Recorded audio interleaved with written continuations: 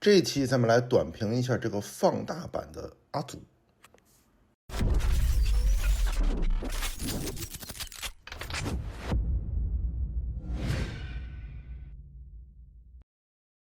交时间之际，有网络同好及魔玩生活。大家好，欢迎收看本期脚记。这个胖虎魔玩的放大版1:100的阿祖呢，我已经拼完了。这期呢，咱们就简短聊一聊这个国产 KO 的整体素质。玩高达的同好们呢都知道，去年财团的阿吉元祖 2.0 素质表现在当时可谓是相当的抢眼。全新的比例设计和全新的锁扣设计，使得其在把玩体验和强度上可以甩开其他所有阿吉产品线起码一条街。所以这一次呢，看到这个胖虎魔玩出了 KO 放大版的元祖 2.0 的时候呢，我也就第一时间入手了。外包装呢比较简陋，就是标准的国产 KO 厂的牛皮纸箱加简单印刷的套路。全拆开以后也没有什么难闻的塑料味，这点好评，并且还配备了一条铁链子。相比财团一体成型的锁链还是要慷慨很多的，只不过呢，在凹造型的时候就没有一体成型锁链的优势了，这算是各有利弊吧。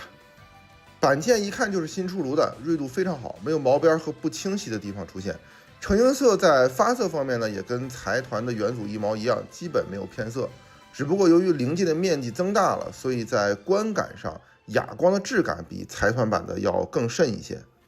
拼装的过程相对比较顺利，零件的咬合方面公差做的也还不错，但大力金刚指的情况还是有的，只不过都是相对集中在内购的拼装上，并且厂商一定是知道有些地方的拼装即便大力金刚指也够玩家喝上一壶的，因此呢就贴心的给出了这个辅助按压装置。鼓掌。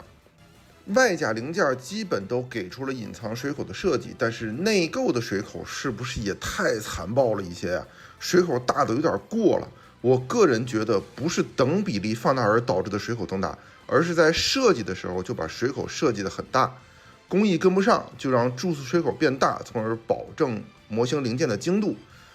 怎么说呢，也算是一种快速弥补技术不足而达到结果的一种笨办法吧，但就是苦了我的神之手了。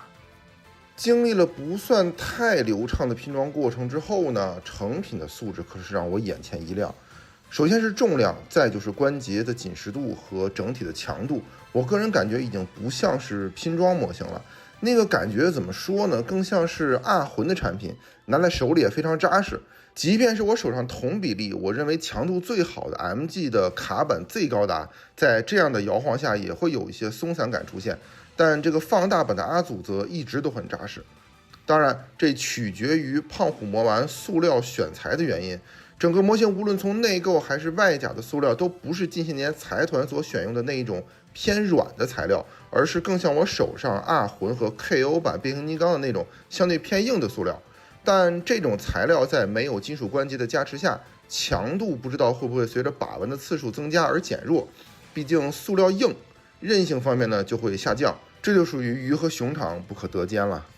可动性啥的呢就不展示了，跟阿吉 2.0 一毛一样，想看可动的话可以回看我之前那一期阿吉 2.0 的评测视频。武器配件方面，这个放大版的阿祖是把财团黑心扩展包一块给出来了，这个是好评的，并且核心战机呢还慷慨的给出了2套，就是这个舱盖好，我就当你是反卖带装甲了。所有的配件呢我都觉得挺好的，唯独这2个骡子快乐桶。其实看财团版的阿吉 2.0 的时候，我并没有感觉有什么，但不知道为啥，一看到这2个火箭筒，总让我一下子想到那个 PJU 的第三方火箭筒的那种廉价感来，所以我也是不愿意把这2个火箭筒杵到屁股后面来展示的。当然也有可能是没有上水贴的原因，不过总感觉有些掉价。